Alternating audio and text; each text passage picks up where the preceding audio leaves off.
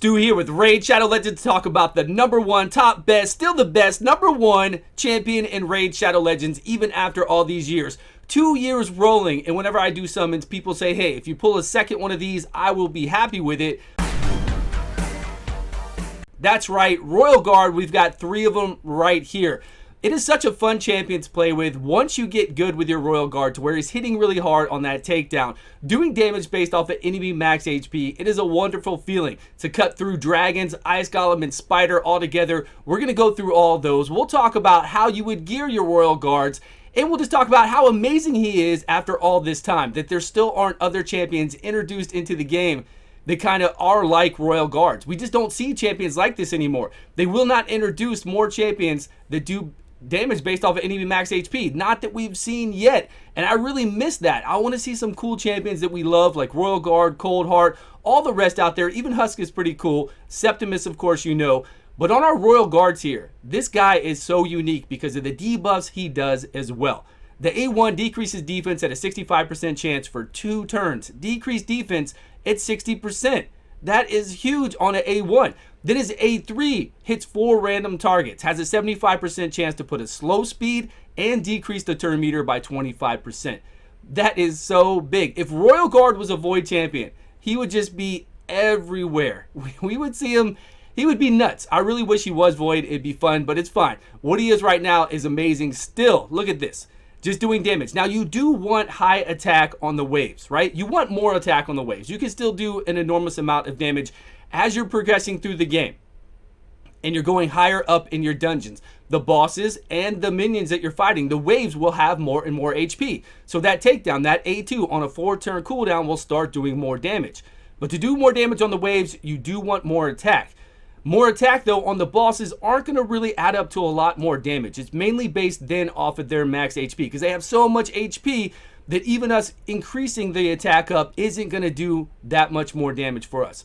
So it's okay. You can gear as you're progressing through the game. The best way to gear a Royal Guard is with an HP percentage chest piece, speed boots, critical damage gloves, critical damage neck, and you're good to go. Here, I played this so many times with this team just to make sure it would work, and it would. We'd always get hit that one time, and then they would come back after the Renegade does the cooldown. We would kill the spider. We'd always get that one hit from the spider, from the big boss, but then we'd come back and kill it. So that team is secure.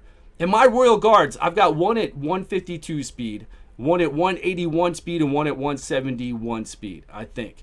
And I've changed my Royal Guards over the time a lot. Like, they have gone through so many different transitions as I was coming up through the game, but I haven't touched them in a very long time. I really haven't tried to make them stronger than they are right now. Now, 2 Royal Guards is definitely a sweet way to go in Ice Golem, but it can be tricky, right? It can be a coin cost depending on who you bring in here. Now, normally I would bring in, now my real team is Blind Seer, 2 Royal Guards, and who else do it? Prince Kymar, right? Prince Kymar, 2 Royal Guards, Blind Seer, and of course Stag Knight. Stag Knight is like a legendary champion. It's so amazing. So you come through here, and sometimes the Royal Guards can cause you to wipe. So you got to bring in somebody like a really high HP, or if you want to put resistance on Gorgorab as well, you can do that. Get a resistance banner on him to save your party. Because what does Gorgorab do on all those Gorgorab videos I've done back in the day? He does this. Your whole party can die. No issues. That's cool. Everybody die. We got Gorgorab here. And my Gorgorab speed is at like 215, I think.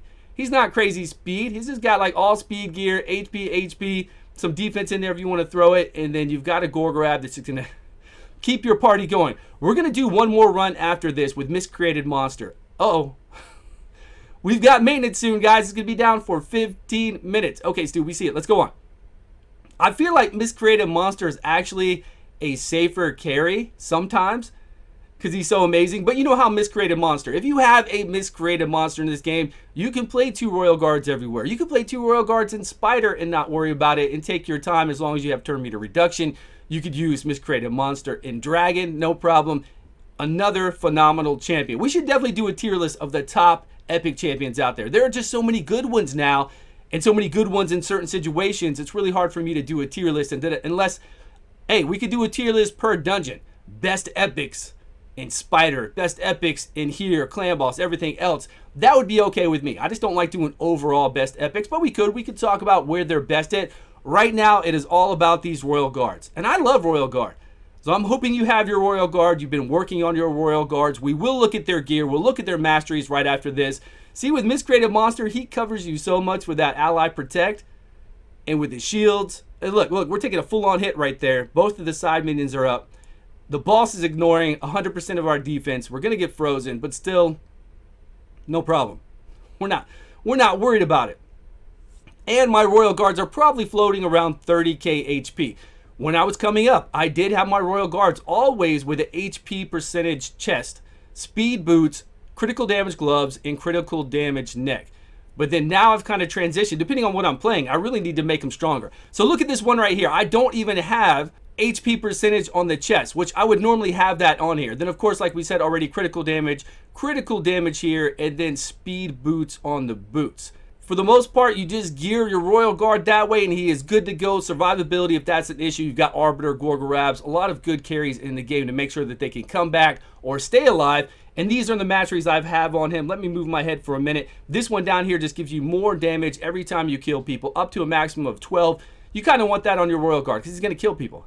He's definitely going to kill people. And then for consistency, you want to go Flawless Execution. Keep that up. Keep that consistent. That way you'll always have the same amount of damage. If you're tearing through it and doing crazy, amazing things and you want to go Helm Smasher later on, you can do that as well. And then, like I said, since he has such amazing debuffs, I've got Master Hexer in here to extend those. But that's Royal Guard. Still one of my favorite champions in the game. Let me know your thoughts below. Do you feel the same way about Royal Guard? Is he as amazing as he always has been for the last couple years? Let us know. Thank you so much for watching. I will see you guys all on a video soon.